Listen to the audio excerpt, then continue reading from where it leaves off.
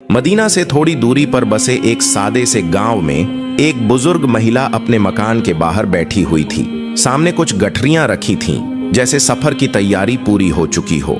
चेहरे की झुर्रियों में उलझन साफ झलक रही थी और आंखें बार बार रास्ते की तरफ उठ रही थीं। नजरें बेचैन थीं, मानो दिल किसी अनजाने खतरे से बच निकलना चाहता हो। कुछ पल बाद वह मुश्किल से खड़ी हुई, कांपते हाथों से सामान संभाला और आगे बढ़ने लगी। उसके कदम लड़खड़ा रहे थे, जैसे शरीर थकान से हार मान चुका हो। थोड़ी ही दूर चली थी कि सांसें टूटने लगी। वह वहीं बैठ गई। सीने में उठती गिरती सांसों के बीच होंठ हिले, जैसे मन की बात खुद ब खुद बाहर आ रही हो। उसके दिल में एक डर घर कर गया था। अगर कभी उस शख्स से सामना हो गया, अगर उसकी बातों ने दिल को छू लिया, तो कहीं अंदर कुछ हमेशा के लिए बदल न जाए। उसके ख्यालों में बार बार एक ही नाम उभर रहा था, नबी रहमत सल्लल्लाहु अलैहि वसल्लम, जिसके बारे में सुना था कि उनकी बातों में अजीब सी कशिश है जो सीधे इंसान की रूह तक उतर जाती है। जिन्हें एक बार सुन लिया जाए फिर उनसे दूर रहना आसान नहीं होता। उस बुजुर्ग औरत की आंखों में खौफ भी था और असमंजस भी। दिल उसे समझा रहा था, अब इस जगह पर रुकना ठीक नहीं, जितनी जल्दी हो सके यहां से निकल जाना चाहिए। वह फिर उठी और धीमे धीमे आगे बढ़ चली, मगर चेहरे पर छाई घबराहट अब भी कम नहीं हुई थी। सवाल पीछा नहीं छोड़ रहे थे। उसने कभी मुस्तफा सल्लल्लाहु अलैहि वसल्लम को देखा नहीं था, लेकिन सिर्फ उनके नाम ने ही उसके भीतर हलचल पैदा कर दी थी। उसी समय उसी रास्ते से नबी करीम सल्लल्लाहु अलैहि वसल्लम गुजर रहे थे। उनकी नजर उस बुजुर्ग महिला पर पड़ी। वे ठहर गए। उन्होंने महसूस किया कि यह औरत सफर के इरादे से निकली है, मगर शरीर बेहद कमजोर है और जो बोझ वह उठाए हुए है वह उसके लिए जरूरत से ज्यादा भारी है। नबी करीम सल्लल्लाहु अलैहि वसल्लम ने बड़ी नरमियत और अपनापन लिए हुए आवाज में उससे मुखातिब होकर कहा, अम्मा, आप इस तरह कहां का सफर तय कर रही हैं? अचानक सुनाई दी इस आवाज से वह बुजुर्ग महिला हल्का सा चौंक गई। उसने कुछ लम्हों तक सामने खड़े उस शख्स को गौर से देखा, फिर धीमी मगर डरी हुई आवाज में बोली, बेटा, मैं इस बस्ती को छोड़कर जा रही हूँ। अब यहाँ ठहरना सुरक्षित नहीं रहा। उसकी आंखों में डर साफ उतर आया था। वह आगे बोली, यहाँ एक ऐसा आदमी आ गया है जिसकी बातें लोगों के दिलों को अपनी तरफ खींच लेती हैं। सुना है जो उसे सुन ले फिर खुद पर काबू नहीं रख पाता। मैं नहीं चाहती कि मेरे साथ भी ऐसा कुछ हो। नबी सल्लल्लाहु अलैहि वसल्लम ने यह सब सुनकर अपनी निगाहें झुका ली। न कोई सवाल, न कोई रोक टोक। पूरी तवज्जो के साथ बड़े सुकून से उन्होंने उसकी बात सुनी। उनके चेहरे पर न हैरानी थी न नाराजगी, सिर्फ सब्र और रहमत। कुछ पल की खामोशी के बाद बड़े इत्मीनान भरे लहजे में उन्होंने कहा, अम्मा, अगर इजाजत हो तो क्या मैं आपकी कुछ मदद कर सकता हूँ? फिर हल्की मुस्कान के साथ बोले, आपका बोझ कुछ ज्यादा ही लगता है। उम्र दराज औरत यह सुनकर ठिठक गई। वह कुछ देर तक उन्हें देखती ही रह गई। मन के भीतर सवाल उठने लगे। आज के दौर में भला कौन किसी अनजान के लिए यूं फिक्र करता है? कौन बिना मतलब इस कदर नरमी से बात करता है? उसके दिल में पहली बार डर के साथ साथ हैरानी भी उतरने लगी। कुछ पल की खामोशी के बाद वह उम्र दराज औरत ठहर कर बोली, बेटा, अगर तू मेरा यह सामान अपने सिर पर रख ले तो मुझ पर बड़ा एहसान हो जाएगा। ये सुनते ही रहमत के पैकर सल्लल्लाहु अलैहि वसल्लम के चेहरे पर हल्की सी मुस्कान आ गई। वे आगे बढ़े और गठरियों को उठाने लगे। सचमुच बोझ काफी ज्यादा था। उसी लम्हे उन्हें एहसास हो गया कि इस हालत में यह औरत अकेले इतना वजन लेकर दूर तक नहीं जा सकती। बड़े ही नर्म लहजे में उन्होंने कहा, अम्मा, आपका बोझ सच में भारी है और इस उम्र में इतना उठाना आसान नहीं होता। फिर थोड़ी रुक कर बोले, अगर आप चाहें तो क्या मैं आपको आपकी मंजिल तक छोड़ दूं? यह सुनकर वह औरत पूरी तरह चौंक गई। कुछ लम्हों तक वह बिल्कुल खामोश रही। चेहरे पर हैरानी साफ झलक रही थी। फिर उसने गहरी सांस ली और बोली, बेटा, इससे ज्यादा भलाई और क्या हो सकती है? तभी अल्लाह के रसूल सल्लल्लाहु अलैहि वसल्लम ने वह सारा वजन अपने कंधों पर संभाल लिया और इत्मीनान से उसके साथ चल पड़े। कदम धीमे थे मगर इरादा मजबूत था। चलते चलते वह उम्र दराज औरत अचानक बोल पड़ी, बेटा, एक बात तुझे बता दूं, अगर अक्लमंद है तो इस बस्ती से दूर चला जा। उसकी आवाज में डर साफ झलक रहा था। यहाँ एक बहुत खतरनाक आदमी आ गया है। लोग कहते हैं उसकी बातों में ऐसा असर है कि सुनने वाला अपने आप को भूल जाता है। उसका नाम मोहम्मद है। वह खुद को नबी बताता है और लोगों के दिलों को भटका देता है। सैयदुल मुरसलीन सल्लल्लाहु अलैहि वसल्लम पूरे इत्मीनान से उसकी बात सुनते रहे। न कोई टोका, न कोई सफाई दी। चेहरे पर अजीब सी ठंडक थी, जैसे दिल बिल्कुल बेफिक्र हो। कुछ दूर और चले तो वह औरत फिर बोलने लगी। सुना है उसकी जुबान में अजीब कशिश है, जो एक बार सुन ले उसी का होकर रह जाता है। न जाने कितने लोग उसके असर में आ चुके हैं। हबीबुल्लाह सल्लल्लाहु अलैहि वसल्लम अब भी खामोश थे, लब हिले तक नहीं, सिर्फ कदम चलते रहे। थोड़ी देर बाद उसकी बातों का लहजा बदल गया। वह संजीदगी से बोली, बेटा, मैंने सारी उम्र अपने देवताओं की पूजा की है। इस पड़ाव पर मैं अपने यकीन को डगमगाते नहीं देखना चाहती। जैसे मेरे पुरखों ने जीवन जिया, मैं भी वैसा ही जीना चाहती हूँ। फिर मानो समझाने के अंदाज में बोली, मैं तुझे भी नसीहत कर रही हूँ, उससे दूर रहना। पूरा रास्ता इसी तरह गुजरता रहा। वह औरत बार बार उसी आदमी का जिक्र करती रही, चेतावनी देती रही, डराती रही, और रहमतुल्लिल आलमीन सल्लल्लाहु अलैहि वसल्लम हर बात को खामोशी के साथ सुनते रहे, मानो कुछ सुना ही ना हो। आखिरकार लंबा सफर पूरा हुआ। वे दोनों मंजिल तक पहुंच चुके थे। मुस्तफ़ा सल्लल्लाहु अलैहि वसल्लम ने बड़े सलीके और एहतराम के साथ उसके सामान को नीचे उतारा, इतनी नरमी से जैसे किसी को जरा सी भी तकलीफ न पहुंचे। फिर बिना कुछ कहे वह चुपचाप पलटने लगे।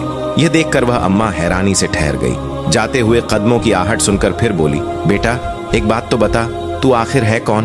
उसकी आवाज में अब सवाल भी था और एहसास भी। इतना वजन उठाया, इतना साथ दिया, और अपना नाम तक नहीं बताया। हजरत अहमद सल्लल्लाहु अलैहि वसल्लम के होंठों पर हल्की सी मुस्कान आ गई। बड़े इत्मीनान से बोले, अम्मा, नाम जानकर क्या करोगी? तुम्हारा काम तो पूरा हो गया, बस वही काफी है। लेकिन वह औरत अड़ गई।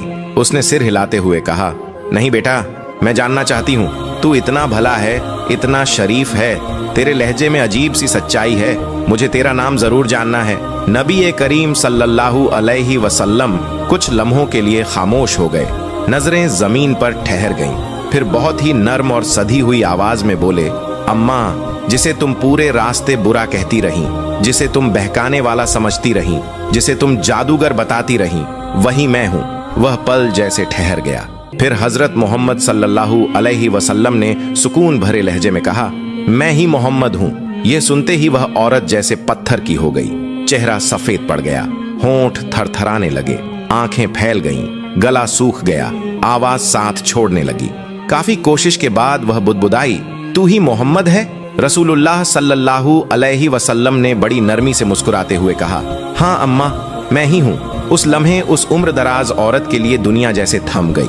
उस उम्र दराज औरत की आंखों से अब आंसू थमने का नाम नहीं ले रहे थे, जिनसे वह डरती रही, जिनके बारे में उसने न जाने क्या क्या सुना और कहा, वही उसके सामने रहम, सब्र और सबसे बड़ी मिसाल बनकर खड़े थे। उसके पैरों ने जवाब दे दिया। शरीर कांप रहा था। वह आगे झुकी और सैयदुल मुरसलीन सल्लल्लाहु अलैहि वसल्लम के करीब आ गई। कांपते हाथों से उसने उनके कदमों को थाम लिया और फूट फूट कर रो पड़ी।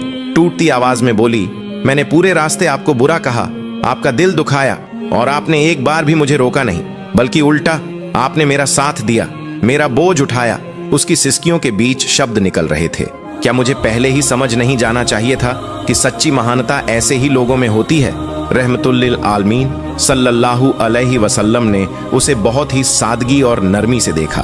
आवाज में कोई शिकवा नहीं था, कोई मलाल नहीं, बस इत्मीनान था। उन्होंने कहा, अम्मा, जो बातें तुमने कही वो नादानी से निकली थीं, दिल की बुराई से नहीं।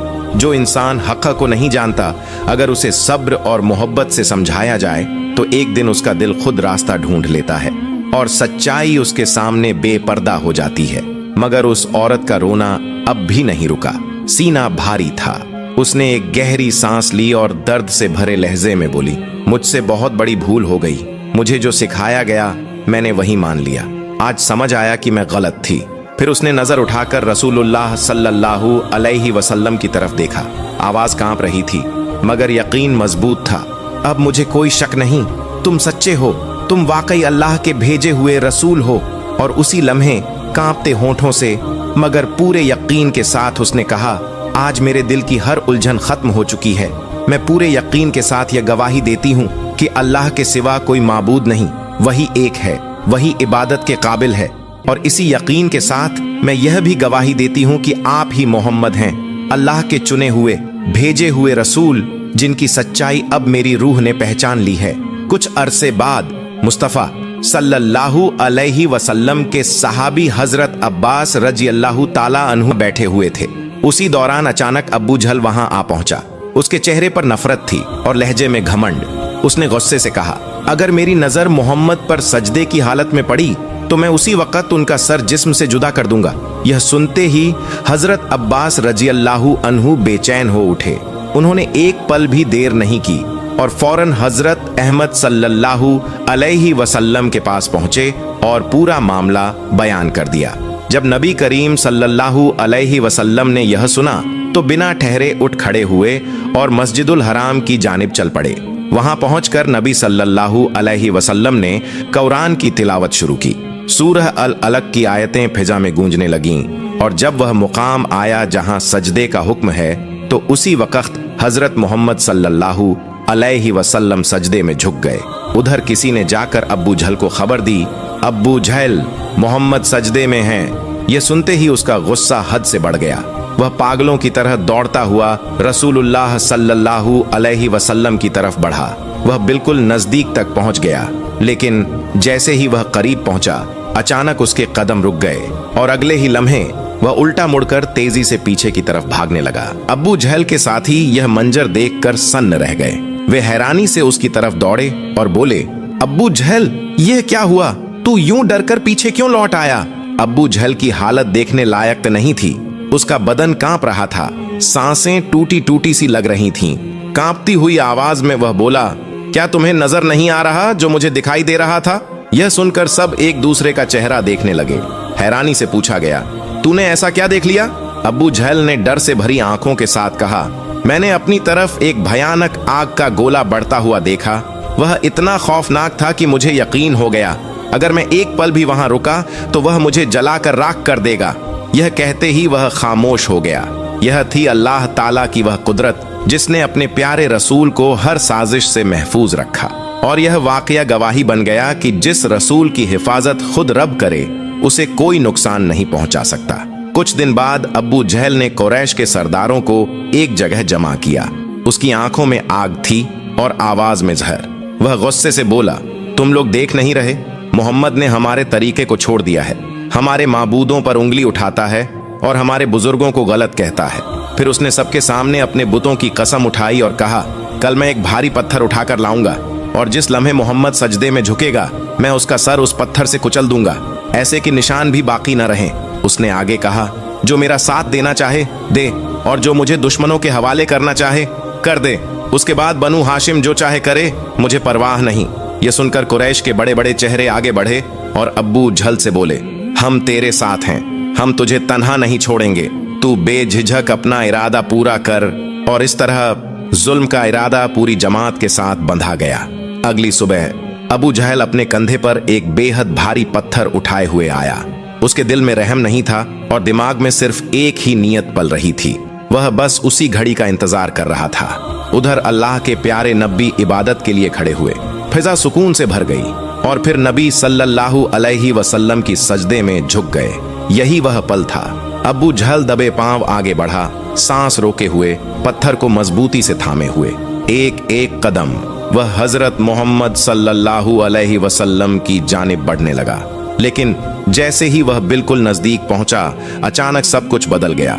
उसका जिस्म बेकाबू कांपने लगा, चेहरे का रंग उड़ गया, आंखों में डर उतर आया। जिस हाथ में पत्थर था वह वहीं जकड़ गया। न हाथ उठ पा रहा था, न कदम आगे बढ़ रहे थे। अचानक वह पलटा और जान बचाकर पीछे की तरफ दौड़ पड़ा। काफी दूर जाकर रुक गया, हांफता हुआ, सहमा हुआ। यह देखकर कुरैश के लोग हैरान रह गए। वे दौड़ते हुए उसके पास पहुंचे और बोले, अब्बू जहल, तू वापस क्यों आ गया? क्या हुआ? अब्बू जहल की आवाज कांप रही थी। वह डर के आलम में बोला, जैसे ही मैं मोहम्मद के करीब पहुंचा मेरे सामने एक अजीब मखलूक खड़ी हो गई। एक बेहद विशाल ऊंट, इतना डरावना कि मैंने जिंदगी में वैसा कभी नहीं देखा। मुझे यूं महसूस हुआ कि अगर मैंने एक कदम भी आगे बढ़ाया तो वह मुझे उसी वक्त रौंद डालेगा। और यह कहकर वह खामोश हो गया। अगर यह वाकया आपके दिल तक पहुंचा हो तो अल्लाह के रसूल सल्लल्लाहु अलैहि वसल्लम से मोहब्बत की खातिर इस चैनल को सब्सक्राइब फरमाइए। ऐसे और ईमान ताज़ा कर देने वाले वाकयात के लिए हमारे साथ जुड़े रहिए। मुलाकात होगी अगले वाकये में। अल्लाह आपको जज़ाए खैर दे। आमीन।